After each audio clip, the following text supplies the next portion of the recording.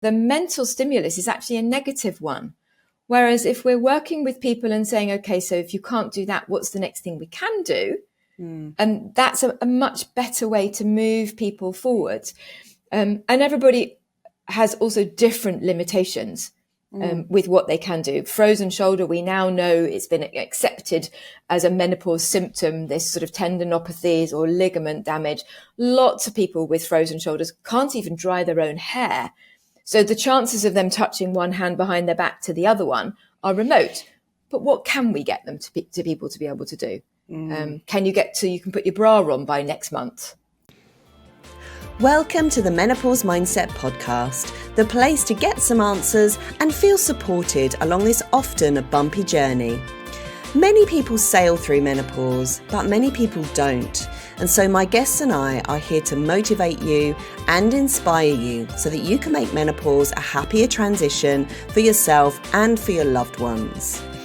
I'm Sally Garozzo, an award-winning clinical hypnotherapist, a menopause educator, and I can't wait to share my passion about wellness and how we navigate these changes and transitions. So come on then, let's dive in. So my guest today is the lovely Sam Palmer. Sam is the founder of Midlife Makeover, an online community that provides women with fitness and lifestyle support throughout menopause and beyond. Sam's career began in the NHS, where she trained as a nurse and eventually became a sister in neonatal intensive care. After becoming a mother, she sought a role that balanced family life and her passion for teaching, leading her to retrain as a teacher and move into further education. With a desire to do things in her own way, Sam and a colleague launched their own business, offering first aid training to both businesses and individuals. Around the same time, she followed her love for running and became a certified running coach. This led to the creation of a women's fitness club in Sevenoaks, Kent, which has since touched the lives of thousands of women. In 2014, Sam was named UK Coach of the Year, a proud moment in recognition of her work, and she has since received many local awards for her dedication to women's health and fitness. Midlife Makeover was born from Sam's desire to support women through the challenges of midlife and menopause.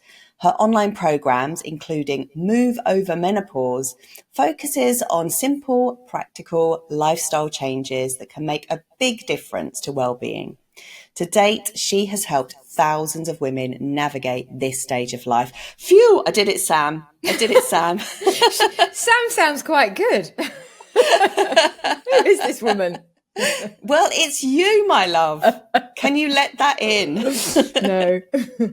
How are you doing, lovely? It's been a while since we spoke. It's been a while, a good few years. Yeah, I'm doing okay, thank you. I'm doing okay. It's lovely to have you back on the podcast. And we recorded our first episode together on, it was released on the 1st of December. So it's nearly 4 years to the day, actually, which is a bit weird, isn't it? Yeah, it's very a bit cyclical. Weird, isn't it? Yeah.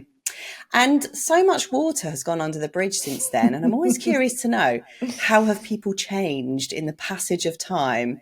So how have you changed, or what has changed, and how have you changed in that time, Sam, in 4 years? I've learned to slow the fuck down. Me too. Am I allowed to say that? Yes. I think inherently people don't really change. I'm always going to be over enthusiastic. I've tried to have what they call a yoga voice. I've tried to be one of those people that feel people really calm when they listen to, but I can't be that person. I'm the person who's enthusiastic and motivated and, wants to inspire people to do things. But I have learnt much more how to say no to things. My family circumstances are very different. My mum's got dementia, and I've finally understood what was happening to the people I loved or knew around me who were going through that. And I was thoughtful about them and the fact that they disappeared from the world, if you like, the social world, as they got sucked into caring for elderly parents. But it wasn't my world, and it very definitely is now. And it's given me a much better understanding of the true meaning of the sandwich generation. Right. Rather than just using the terminology. Yeah, because we do use these terms, don't we? We bandy Yeah, them around, like, yeah, we hear other people talking about them, yeah, but actually absolutely. our lived experience when it happens to us, I know my mum and dad are getting on a bit, and sometimes I wake up in the middle of the night and think, oh Yeah. gosh, do I need to be there a little bit more for them? Because they won't necessarily ask for help either. And so you do have to be a bit psychic with your parents sometimes, and really sort of tune into what they need. So yeah, I totally understand that. And with that, Sally, if we're all going to be very honest, comes a learning about a little bit of resentment because, Mm, their needs do have to be put not at the top of the pile, but they have to be factored in. yeah. And what was okay for a comfortable parent-child relationship 5 years ago is not okay now. And Mm, we have to learn to accept that. And that's not easy. yeah. Yeah, it's definitely a change in the relationship dynamic, which is always changing, and it changes quite a lot over the menopause transition. I know for me, perimenopause, or just as I was going into perimenopause, there was this big kind of wake up call. Oh my God, I'm no longer a child. I'm an adult. I'm an adult now. I've got to behave like an adult. We still, have a bit of fun and all of that, not be too adult. But then, as I'm in my menopause year now, so I've stopped having periods, haven't had a period for quite a few months. That sort of cyclical living doesn't feel like it's, well, I am living cyclically, but I'm trying to find out what that looks like without a period, if you know what I mean.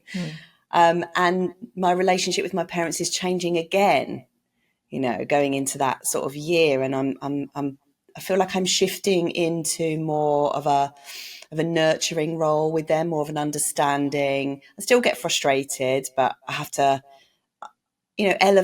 elevate my awareness, and think, is that's not an appropriate, well, it is an appropriate reaction because it's a reaction, but how do I respond to that differently without getting my knickers in a twist or hurting them or upsetting them because it's not their fault? So yeah. And in just the same way as we had to learn to be pubescent girls who communicated with people in different ways, and we had to learn perhaps to be mums for those of us who were, we Yeah. have to learn how to be this person too. You know, Yeah. there's a lot we never stop learning. No, it's such an evolving journey, isn't Yeah. it? And that's also what I wanted to talk to you about today, was about the subject of exercise, because I know this is your speciality, and exercise intensity, really, and how that changes over the course of our menopause transition, how that might have changed for you. I know for me, certainly, it's changed massively, actually, even over the last 4 months. I am no longer able to do the intensity of exercise that I used to. It actually makes me feel ill. It's not what my body wants.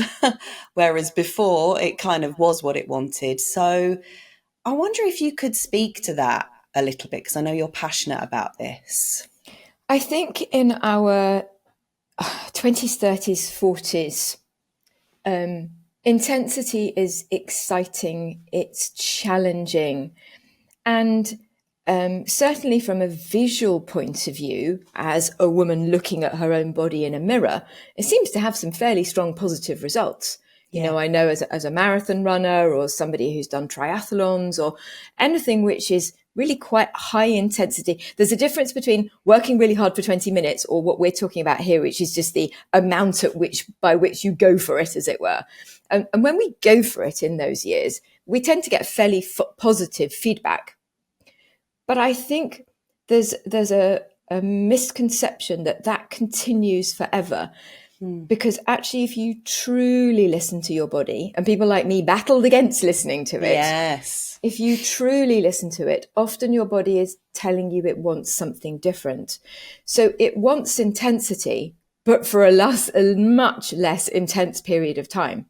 It might want intensity for 5 or 10 minutes, and that might be enough to give you all the intenseness, if you like, that you need. And then we need flexibility, and we need passivity. We need restorative stuff. We need a whole lot of different types of movement. So the intensity with which I approach exercise now is in the breadth of types of movement I bring into my life and that I encourage the people who I work with to do as well. So it may be that you actually spend as many hours of your week moving, but in a very different way. Right. So you might move more, but with more variety. So it's Absolutely. like more of a low grade movement, but over a longer period of time, would you say? Absolutely. Yes, absolutely. We can't be armchair athletes anymore. Again, in our younger days, we would go to the gym maybe 2 or 3 times a week and we'd work really hard. And Yeah. then we'd go back to our desk or our sofa or Yeah. our world. We'd say smugly, I do 2 really tough workouts a week. And actually, we can't do that anymore. In fact, I was talking to a lady who's just hit her 70th birthday, actually, and I was talking about holidays. And this may be, for the people listening to this, you may think absolutely, totally disagree. But when you were juggling young families and trying to work full time and trying to keep a household going, and you went on your holiday, it really was quite acceptable to lie on a sunbed for 2 weeks. Yeah. Actually, at our age now, and yes, I am still working full time and I'm still looking after my parents. If I lie on a sunbed for 2 weeks, the day after that 2 weeks, I won't be able to move. Yeah. So my rest time has to involve more movement than it used to. Because if I lie still too long, I just seize up. Yeah. That is incredibly true. And that's something that I've found myself so much more. People call me restless, but I'm not restless. It's just I know what my body needs. It's like this low grade movement, just titivating, faffing around the house, moving things from here, putting things away, clearing out a little cupboard, maybe putting the hoover around, doing a bit of dusting, just light, low grade work. I'm finding that that's what my body wants a bit more. And then, I have, I want to talk to you about injuries actually, because a lot of people our age, especially if they've been going at the gym like a 20-year-old, will end up with injuries. And that happened to me. So at the beginning of the year, people listening to this podcast might remember in January, I started with a new personal trainer who was a strongman athlete. Okay, so I was doing all the PB stuff and it was so thrilling. It was so exciting for me to lift, deadlifting like 70 kilos. I'd never done that before, and squatting like, I don't know what it was, 50 kilos or something, and benching and all of this. And by the summer, I had permanent DOMS. My muscles just were not repairing. My back went and I had to stop lifting. My QL muscle was so big. It was like, my physiotherapist was like, your muscle's out here. It shouldn't be out here. It should just be, near the center of your spine.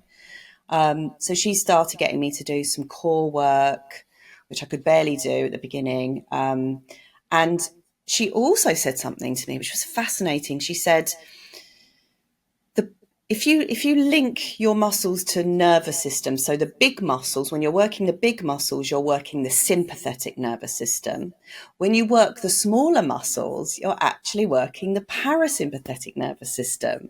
So again, that goes with the hormones as well, doesn't it? So if you're working the big muscles, it's cortisol, it's adrenaline. If you're working the smaller muscles, you're getting, I don't know, probably more endorphins, probably, more oxytocin perhaps, or just like calming things down, or less cortisol, shall we say. Down regulating your nervous system. Right, exactly. So my question to you is, should we exercise, or how would you approach it with someone if they had an injury and their body was fucked, pardon my French, from all the muscle in the gym? How would you approach it with them? I think there's a couple of things that I always say to people. So people will say to me, I've got a frozen shoulder, so I can't start for the next 6 or 8 months. Okay. And that's, or something, I've got a knee, I've got an ankle. Yeah. And then I'll say, so what about your other arm? That's okay. And what about your legs and your glutes and your ankles? Are they all okay? Yes, they're okay.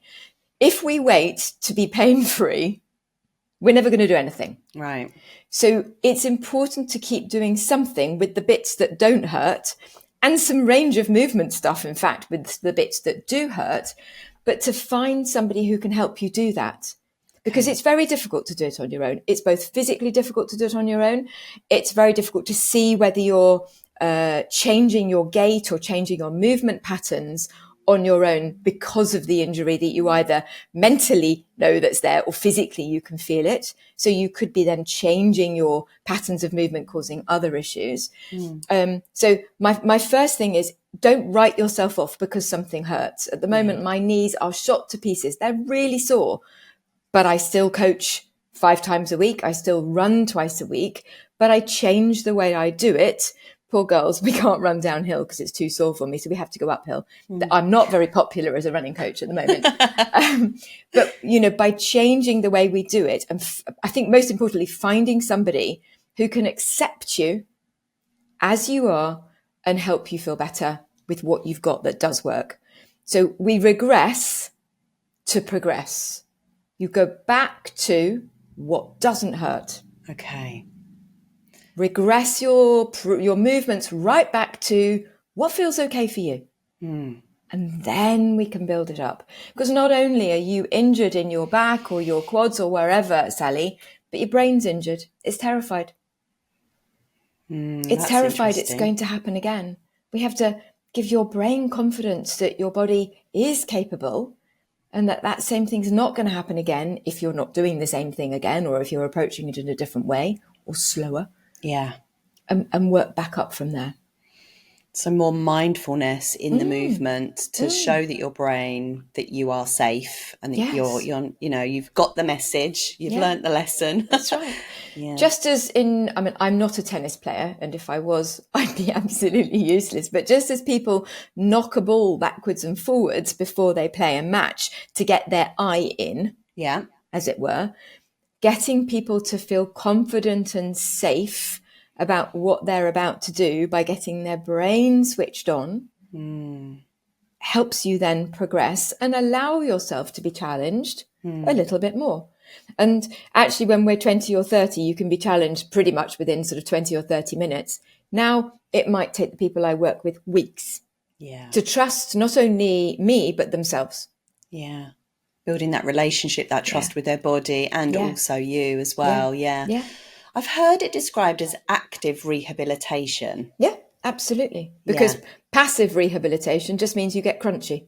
You don't get, everything hurts. Yeah. If we lie still, don't do anything. So active rest as well, you might call it. Active rest, so like gentle walking, some like yin yoga style stuff. Yes, and we don't actually have to do classic things. I was with a bunch of elderly people at the weekend for my mother-in-law's 90th birthday. And one of her guests, I asked her if she walked every day. So this lady's 87. And she said, well, funnily enough, I think I'm a bit agoraphobic, but I've got a rebounder, which is one of the mini trampolines. So she said, I put on some music or a film and I walk on my rebounder. And I said, oh, that's really good. And I talked to her about the impact that she was getting from her foot on this trampoline material and the fact that that would go up to roughly her pelvis area. But actually, if anybody falls over, the first thing we do is put our hand down. So we then need to find something that works in the same way through our upper body. Yeah. Now, people do press-ups on the floor. You don't if you're 84 and you've never done one before. And probably you don't if you're 50 if you've never done one before. So one of the reasons that in the classes we use Dynabands or things like that is to start getting that stimulation. So I was talking to her about her hands and I said, do you do some maybe little presses against the wall? And she said, oh no, dear. She said, I've got the old Le Creuset ramekin dishes made of cast iron. I do some bicep curls with those. And I thought, brilliant. Yeah. You don't actually have to use classic gym materials to be getting some kind of impact or stimulus or to be, doing something that's beneficial to your body. I love a that. classic, absolute classic. She sounds lovely. She was I want her in my life. Yeah, she was great. Absolutely. Yeah, this is such a fascinating conversation. I love this. I find it so inspiring that, we don't have to give up, because for me, movement, it improves my mental health so much. It really does. And actually on Sunday, for whatever reason, I don't know if it was an emotional reason, but my back really went into spasm again. And, Progress is not linear, is it? Sometimes we go No. up a bit, down a bit, up a bit, down a bit. And Sunday I was having a day where I was like, oh, just cannot move. I can't even stand up. And I got into a little bit of a funk because I was like, movement is my balm. It's how I feel better. And I really wanted to go out for a walk today in nature in the countryside. And I took 2 painkillers. I took combined the good old ibuprofen and paracetamol. And I thought, right, okay, let's just, because that, even though some people don't like taking painkillers, and I understand why, but when you do and that pain subsides because of the painkillers, it tells your brain that your body is safe. And so you can get back into doing a little bit of movement. And I did eventually, and I went around the town, and, my mental health got better and set me up better for the Monday to come, So that was a really useful thing. And I think that's what I love about movement, and especially this low grade movement and doing what you can. I love that this 80-year-old woman had a rebounder at home. It's just fantastic. Go I on. think, again, one of the things that's really important to recognize, so put yourself back to being 18, 19, 23, and you're a serious athlete. Yeah. You're training for, your county championships, and then you're hoping to go on to something that's a bit bigger. Your coach at that point starts you on a series of training where you have phases of training. Okay. So all your year towards that big goal is set into phases.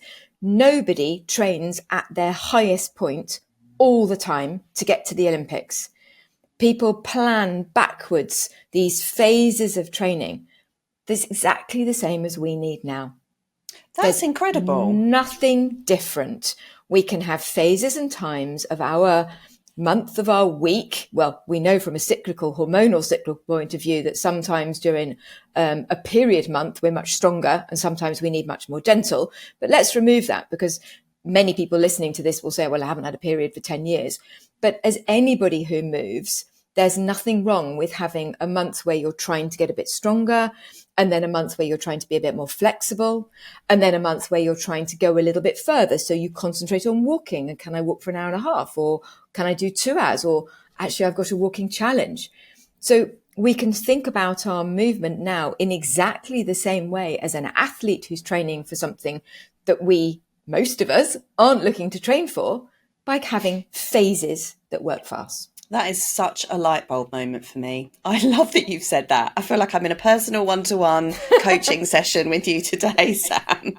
So the phases of training. Now, if you think about those phases of training, would you, and I think I know the answer to this, but I want you to flesh it out. Would you set goals? Would you have goals of like, right, okay, by this time next year, I really want to progress, but I'm currently working with an injury? Would you set goals within that time of what you might want to do? Like, I want to do a couch to 5K, or I want to be able to PB, I don't know, bicep curls. I want to get up to 6 kilograms per arm. But within that, also really listen to your body and what your body is telling you. Or would you just listen to your body without setting any goals?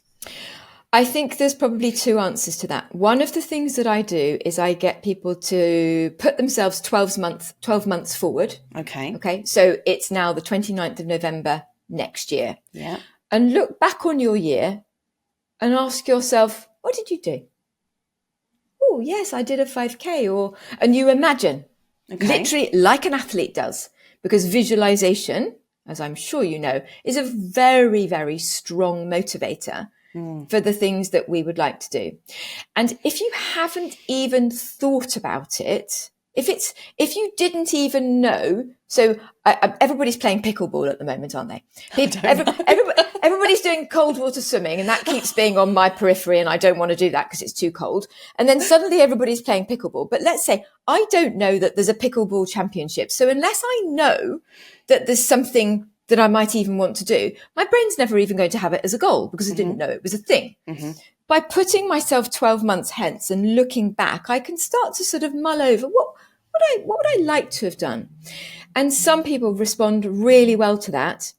And some people, it's absolutely a nightmare, because they become incredibly target driven, me included. Yeah. And instead of the being, I want to be, or so I want to feel stronger. I want to feel more empowered. I want to be able to put my luggage in the overhead locker. It's all about the goals and the targets. And that for some people can undo all the good you're trying to do. Because they will override Yeah. the injuries. They won't listen. They won't listen to their body. Yeah. Yeah. So I suppose some of the goals that you've mentioned there are more like functional goals as well, like putting your luggage in the overhead locker, being able, for me, like bending down, picking up dog poo. Yeah, absolutely. Which is tough when you've got a bad back, but having that as a goal can be actually quite useful because it will make my daily life easier. Yeah, absolutely. I mean, there's 2 or 3 things that we see on social media a lot. One of them is somebody sitting on the floor and getting up from the floor without using their hands. Now, last year I could do that. My knees weren't sore. At the moment, with my knees, if I see somebody doing that, all it makes me think is, well, it's not even worth me trying because I don't know any other way of getting up without it hurting my knees. And therefore, the mental stimulus is actually a negative one. Whereas if we're working with people and saying, okay, so if you can't do that, what's the next thing we can do? And that's a much better way to move people forward. And everybody has also different limitations with what they can do. Frozen shoulder, we now know it's been accepted as a menopause symptom, this sort of tendinopathies or ligament damage. Lots of people with frozen shoulders can't even dry their own hair. So the chances of them touching one hand behind their back to the other one are remote. But what can we get them to people to be able to do? Can you get to, you can put your bra on by next month? Yes. Looking at it different ways. Yeah, love that. So it's more of an incremental shift and they're easy goals to achieve, wins that you can see on the horizon rather than these goals that are just, unreachable. Yeah, start small, gain a lot. Yeah, love that. Yeah. Okay, so I wanted to ask you, what is the difference between the way a menopause coach works in the gym and a regular coach? What would you say? Because sometimes we think, oh, I'll just get a personal trainer. Like for me, just get a personal trainer, and I'm looking at all these different coaches. But what would be the advantage of me working with someone who knows this population? I have to say, there are an amazing array of personal trainers out there. Yeah. They're fabulous.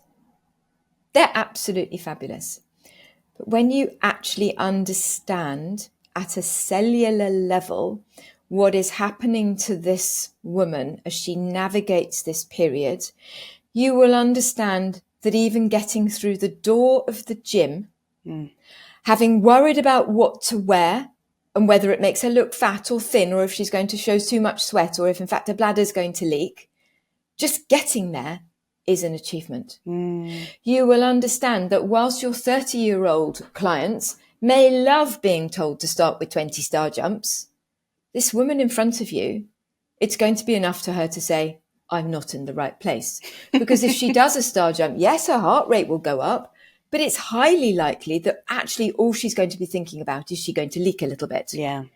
And that woman may have actually had 1.5 or 2 hours sleep that night. She's trying desperately to get fit and strong, but she's not sleeping particularly well. And she can't really vocalize it because she's so shattered. It's having a deeper, visceral understanding of that woman and what she's navigating, which may be very different on Monday when you have your first training session and Thursday when you have your second one. It's a whole different set of issues that she's going to deal with, that you're trying to overcome. Yeah. And I think the other thing that is really important is we know that the menopause, peri to postmenopausal journey is not the same for every woman. Yeah. So everybody has a pair of quads or glutes or biceps, and everybody who squats has to squat in a right way for them. But actually every woman navigating through the menopause is having a whole array of different issues overlaid over what her body can physically do or not do.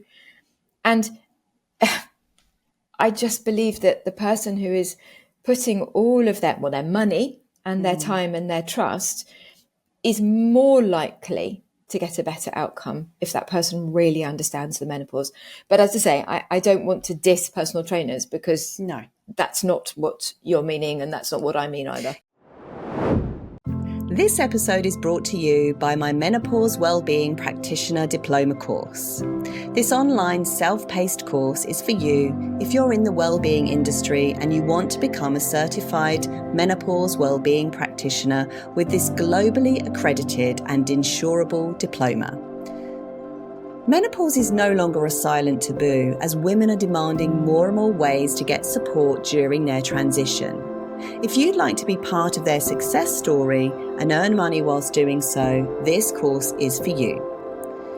The course covers what is a menopause coach, the hormone changes during menopause, what is estrogen dominance, why does stress matter so much in menopause, how are our organs affected by menopause, histamine intolerance, the 4 levels of healing through menopause, how we support our clients, how menopause impacts the wider world, and the business of menopause, including 2 case studies.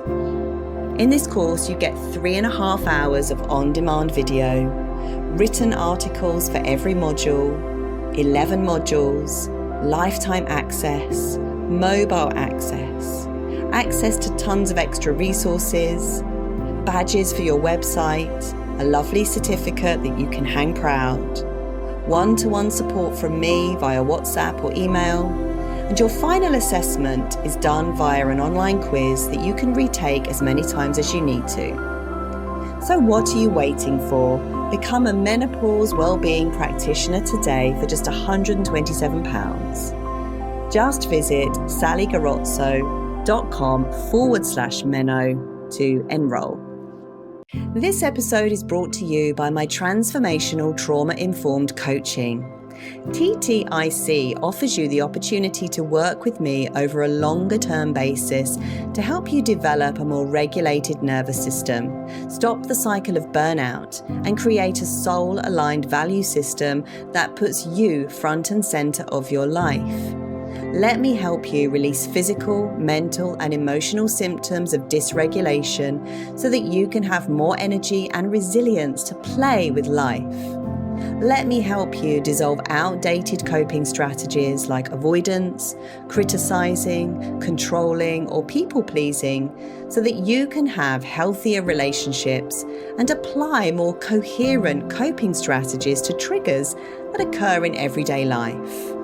Let me help you have a more beautiful, aligned relationship with yourself so that you can get your needs met and achieve your goals, whatever they may be. How do we do this together? We get change by applying beautiful, artful conversation and skillful questioning techniques to help you have those all-important light bulb moments. We get change by applying somatic practices and space-holding techniques to help you develop a safe relationship with your body so that you can start to process stuck trauma. We get change by using visualization and superconscious processes to help you bring your healthy future self forward and imprint your new reality into your existence today. The result is powerful. You are more resourceful, you are operating in alignment with what your inner being wants, you are making decisions from a place of coherence and empowerment rather than dissonance. You become more sensitive to your needs while at the same time becoming more resilient. You stop performing and start behaving authentically. All parts of your psyche are unified and you feel whole again, able to operate and function socially with a safe feeling in your belly. To learn more about having transformational trauma-informed coaching, just go to sallygarozzo.com/transformational-coaching. Yeah, no, absolutely. And I know, I know guys in their 30s that specialize in working with menopausal women because that's the demographic who they've been able to get the most change with, and they've subsequently gone, oh shit, I need to learn about this menopause thing, and they've done it. Great. And they're brilliant, absolutely fantastic. I'm just like get tingles all over when I think of that. It's the empathy, isn't it? And that's sometimes what I felt has not been there sometimes. It's Suck just, it up. yeah. Suck it up. Yeah, and just like not wanting to say, like feeling like, oh God, for the last 3 weeks I've turned up to this session and here I go again going, I'm really anxious or haven't slept. And I just feel like a broken record. And it's it's like you need someone on the receiving end of that to be able to hold space for you. I guess as a Yes. personal trainer, you're not just showing someone how to move. You are in that moment holding space for them. Yeah, And you have to absolutely. have that empathy. Yeah. So And lovely in that you do that. just the same way, Sally, if a 34, if one of my sons wanted to be trained by me, I'm not the right person for them. Right. Absolutely. I wouldn't push them enough. Yeah. I'm not the right person to do that. Yeah. There is everybody, it's the empathy and the motivation and the inspiration has to be right for the person in front of them. Yeah, there's got to be a synergy, hasn't there? Yeah. So if we're thinking about somebody who's in their 50s, 60s or 70s, who's never done any exercise before, who really wants to start somewhere, and they're just not in the habit of exercise, what would you say to them about how to change the habit of perhaps being sedentary or that kind of mindset around maybe that fixed mindset, perhaps not having that fluidity or that responsiveness to movement? I think in honesty, so I have a program called Feel Great in 8, which is an 8-week fitness program.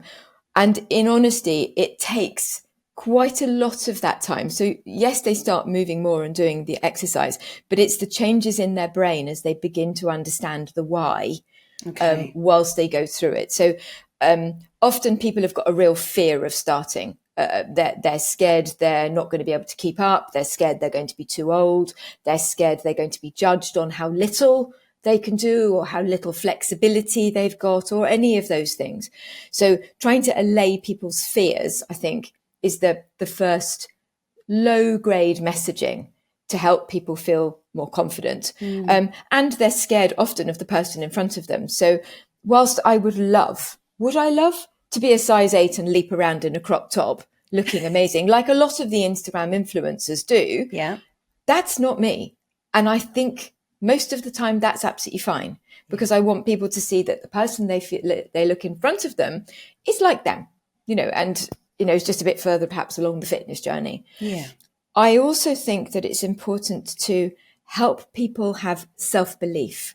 So if people have never come from a fitness background at all, they may have very fixed beliefs about what fitness or movement or exercise or workouts or gyms or whatever, what that means.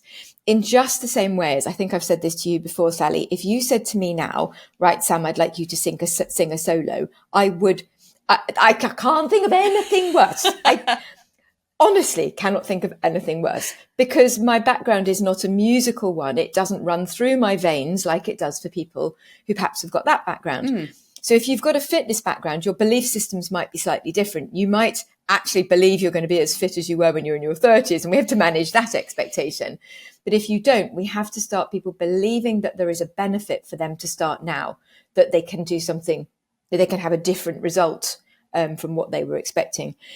I think also telling people that their health issues or concern are not a barrier to doing something, addressing that right up front. I've got a carpal tunnel syndrome or I've got a plantar fasciitis. That's fine. We'll work around it. Nearly everybody's got something. Yeah. So getting over that. And then the other thing that I know people tell me is really scary is when fitness instructors use words like WOD, workout of the day. We're going to do compound movements. What the hell does that mean? What are my glutes? I know a situation where somebody said, right, I want you to feel your glutes. And a whole load of women got their hands and they were feeling their bottoms. No, we mean squeeze them. How do you know if you don't know what your glute is? In the same way as you might tell somebody to sing a particular note, what does that mean? Yeah. So the language and the terminology, everything has to be shifted to encourage that person that they're in a safe space and to start slowly, and that movement means different things to different people. And we then, the final thing we do is we look at their week and work out reasonably what can they fit in. Right. Yeah, because otherwise if it's too much, they're not gonna No, they're gonna get overwhelmed right from yeah, the get-go and just think, yeah, I'm not going to even start yeah, this. yeah, Yeah. yeah. Most So, of my workouts are 30 minutes. And that's enough. yeah. And do Because you recommend that 3 times a week or? I recommend that people walk every day, Yeah. whatever. Hmm.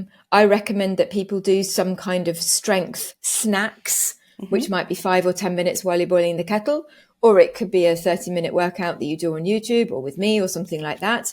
And I recommend that we do something once or twice a week that makes us puff.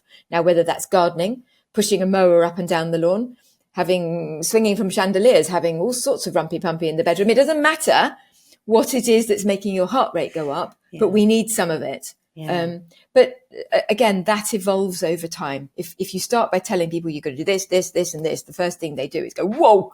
Yeah, and I think especially as we get older, we like being told what to do less. We like being invited and to consider and maybe Yeah, approach with curiosity, yeah, because we're quite well defined, I think, yeah, when we get to this age and yeah. maybe older, and we know ourselves, and there's, we're certainly perimenopause is like an enforced identity shift for so many women, whether that's slowing down or speeding up. So I think approaching, like you say, it's lovely that people like you exist for people to support them through the menopause. It's this lovely intuitive way. Sorry, no, this I didn't mean that. I meant you're having to be more intuitive. You're having to be more tuned in to them. Definitely. Yeah, on Definitely. like Yes. a psychological level, Yeah. actually, and Yeah. start right from the beginning and almost like preempt, second guess what they might be feeling. Definitely. Yeah, Definitely. yeah. It's absolutely important.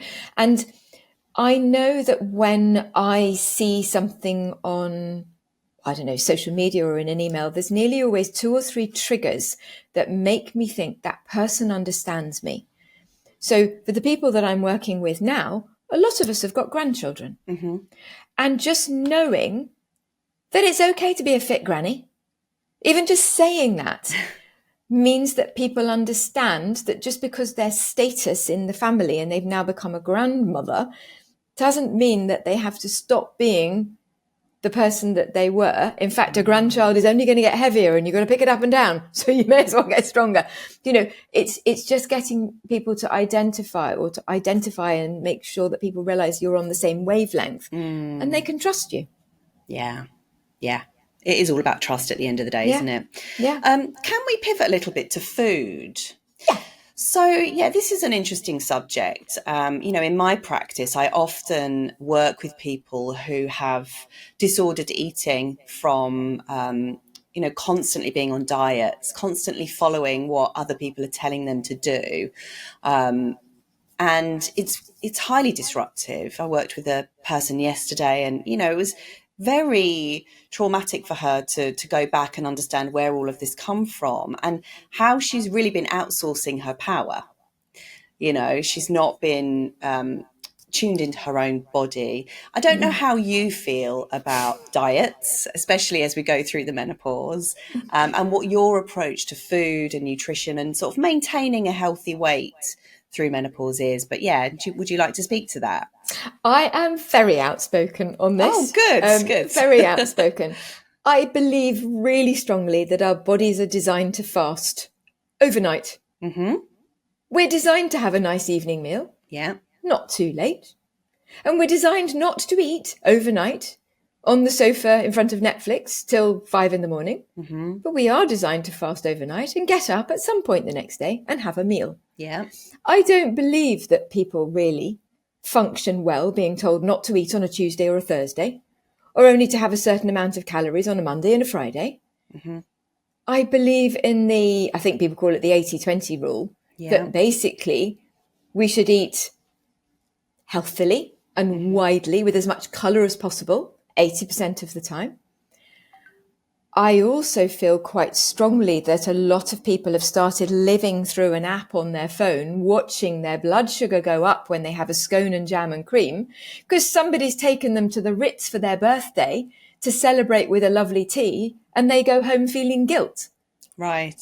Our blood sugar is designed to go up. and our insulin levels are produced and everything comes back down and it's fine. Yeah. Food is one of the glorious pleasures in life. However, I think a lot of people just eat too much. Yeah. And that hasn't come about because we're greedy.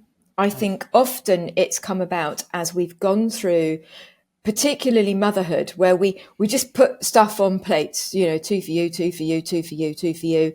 And we get used to seeing a certain amount of food on a plate and thinking that's what our body needs. Our eyes have adjusted and our stomach's adjusted.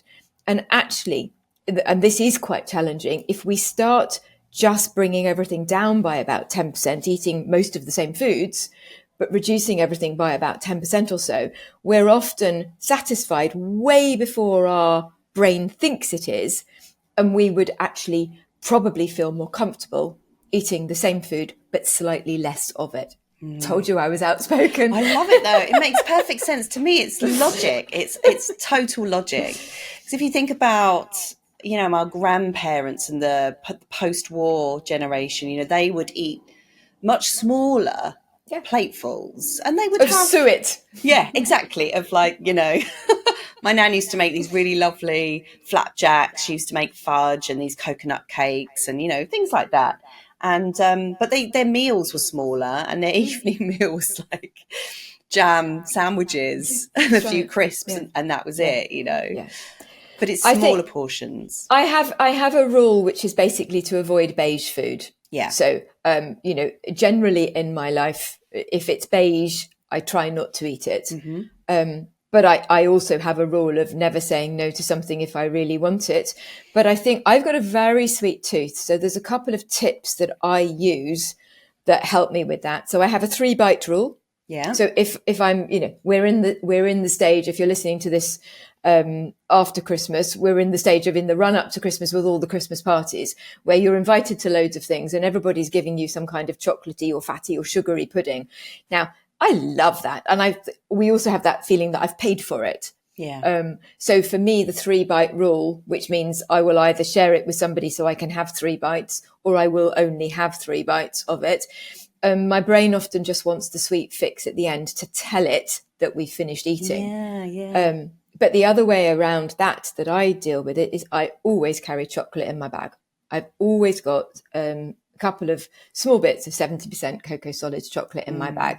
So if it's impossible for me to have a 3-bite rule, I will just sneak a bit of chocolate while I have a peppermint tea at the end. Yeah, that's really good actually. Yeah, I love my dark chocolate, and yeah, always finish like my lunch, my breakfast. I finish my breakfast with a little bit of dark chocolate as well. Feels like it completes the meal. I feel satiated and satisfied, and yeah, all of that. Yeah. There may be something in that means we should limit that completion to only 1 meal a day. I don't know. I'm not, you know, I'm not a dietitian or a nutritionist. I'm a normal person who tries to give what I think is sensible advice. And so I try to allow the chocolate, or sometimes we do have some beautiful, really expensive dates. So at lunchtime, I will have a date, just one of them, and that's really sweet. And that gives me the same finish. Yeah. And at breakfast time, it may be that you want it, but if you wait 15 minutes and you still want it, you can have it. But if after 15 minutes you've actually distracted yourself and you realize, hang on, I actually don't need to go back downstairs and get the chocolate. Yeah. It was just a craving. It was an association. Yeah, it's that association, isn't it? Yeah. And you can break those just by changing the pattern a few times. If you want to. Yeah. All comes down to choice. Yeah, no, I agree with what you've said about the 80-20 rule. You know, we've got to have pleasure in our lives. Food is very pleasurable, but also, you know, healthy food can be extremely pleasurable as well. It's how you frame it. It's what you dress it with and how you cook it. And yeah, I do believe that we do need a certain amount of fasting time as well. It doesn't have to be dramatic. It doesn't have to be 16 or 18 hours a day. It can just be an overnight fast from dinner to breakfast, maybe pushing your breakfast back a little bit if you feel you want to. Yeah, there are so many simple things we can do, increasing our protein as well. I mean, with the people I work with, that's the two first nutrition things that I start to talk to them about, other than drinking water, are their protein and their fiber. Yeah. Because many of the people I work with are brought up in the lean cuisine generation, where we had those awful boxes of 300 calories and, there wasn't much protein in it. No. So trying to change some of those perceptions, is part of what I do as well. Yeah. Amazing. Thank you. Okay. I'd like to talk about mindset a little bit.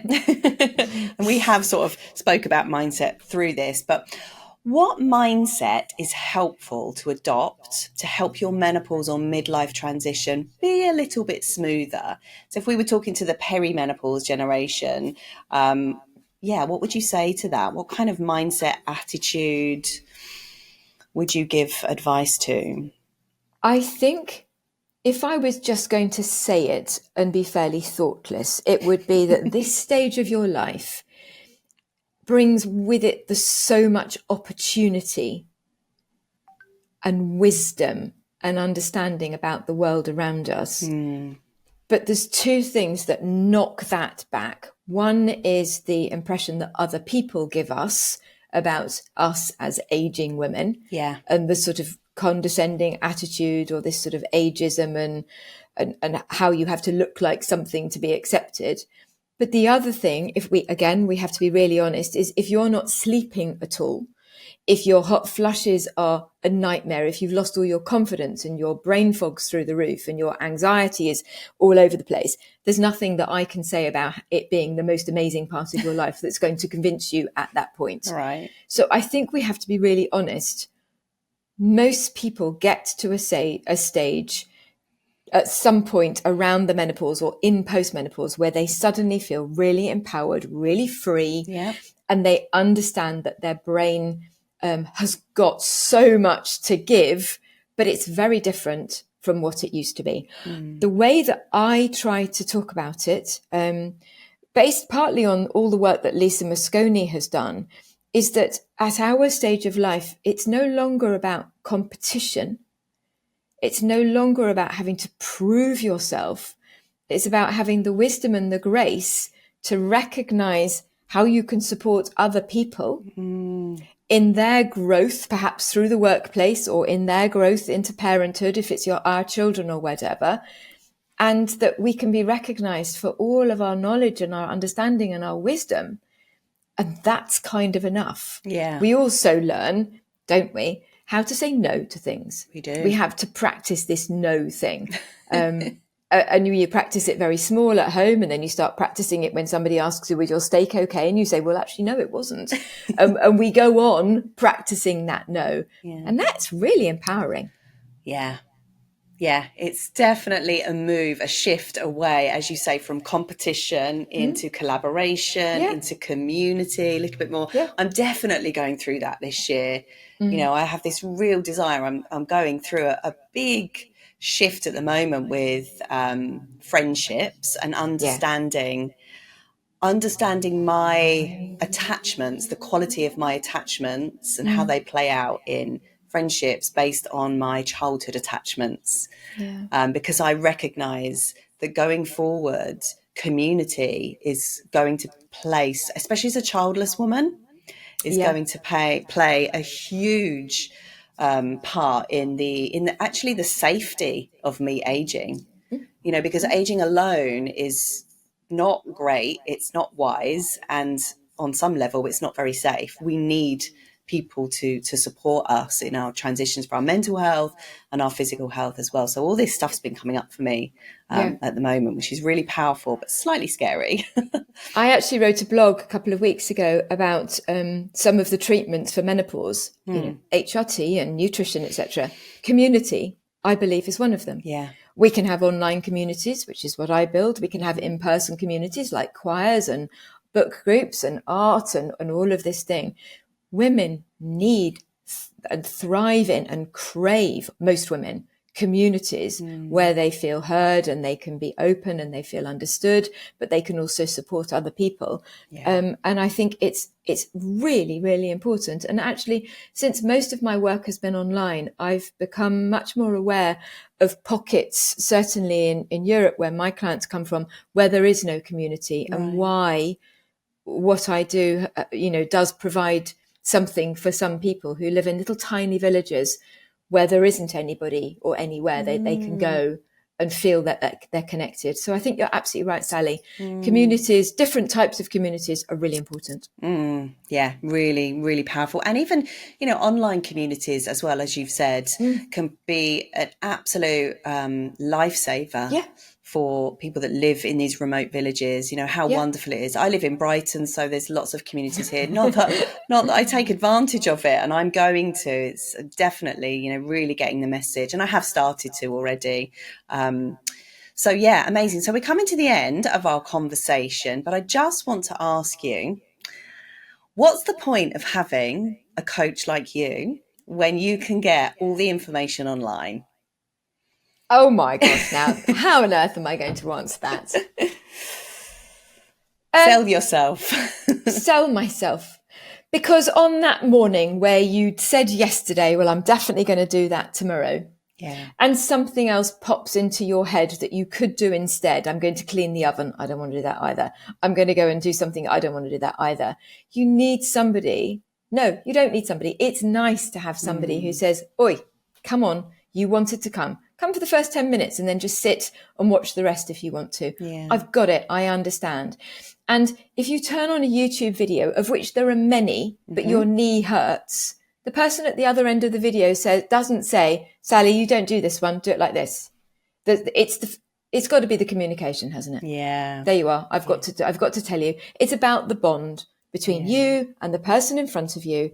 And for me, sometimes the people in front of me. So if my father phones up halfway during the class, which he has done on 2 or 3 occasions, and says, Mummy's spread butter on her napkin, what do I do? Those girls know me. They know I'm real. They know I'm going through exactly what they are. That's really nice for all of us. It's really lovely. Yeah, it's really lovely. I love what you do. Can you just tell us a little bit about what you offer people, how it actually works, if someone has been really inspired by you and they want to work with you? So I run permanently an online fitness platform run by 4 of us, all female coaches, all who specialise in menopause. And we teach the 3 different types of fitness that everybody needs to do. So the strength, the cardio and the restorative. When you sign up for it, you have access to all 11 classes a week, but we help you work out what you should be doing, which classes you should pick. And people who've come from a yogi background need encouragement to do some of the strength. And people like me who come from a cardio need encouragement to do the yogi. It's that personal touch that's so important. But 3 times a year, we run a program called Feel Great in 8, which I mentioned earlier, which gives you an 8-week dip your toe in the water of this fitness program. So you're nurtured in a greater way to travel through and get used to the classes and to find out what you like and what you don't like, so that by the time you finish the 8 weeks, you can decide, yeah, that's it. This is now part of my life. So my online fitness platform is permanently available. And then once or twice a year, I run a VIP program called Move Over Menopause, where you get all of that plus an hour every week talking about something related to menopause. So nutrition, diet, weight maintenance, weight loss, brains, all the symptoms, it's everything, everything else. And is that like a Zoom call with other people, or is that one-to-one? No, it's a Zoom call. I do offer one-to-ones. Sometimes people want to talk to me about just one thing. So I have a thing called an Empower Hour. So if somebody just wants to talk about starting strength training, they can do that, or they just want to talk about, whatever. But otherwise, it's a group program because community helps. Yeah, it really does. And I would imagine there's lots of lovely people in your community. Yeah, do they form amazing friendships? Oh, amazing. Yes. Yes. I'm yet to do, but I would like some on my list for 2025, a sort of some kind of away retreat thing with those people, so we can actually see each other in real life, potentially in Brighton. Oh, Love to have you. Yeah, it's a lovely city. Sam, thank you so much. Where are you most active on social media? LinkedIn. I do a lot on LinkedIn, which I love. It's much less scary than Instagram, where I'm at too. And I have a Facebook page and a Facebook group. Lovely. So I try to be in all places, but I'm not as good as people who post 3 or 4 times a day. But I'm there and I'm real and I do what I can. Yeah, you're amazing. Thank you so much, Sam. I've loved this conversation, and hopefully those of you who have been listening have really been able to extract some juice out of this and just really helped you think about some tweaks that you could make in your own life, your own exercise, your own food journey and community as well. So thank you so much, Sam. Thank you so much for having me, Sally. So I'd love to know what your biggest takeaways were. Be sure to leave a comment below and subscribe, like and share. Just so you know, not all podcasts are uploaded here. So if you want the full array of episodes, head on over to Spotify or Apple and search The Menopause Mindset. You also might like to come and find me on Instagram, Facebook, LinkedIn or TikTok. Just search at Sally Garozzo Mind Mentor. All right, folks, thank you so much for your support and attention. It means the world. Have a great week and I'll see you next time. Bye for now.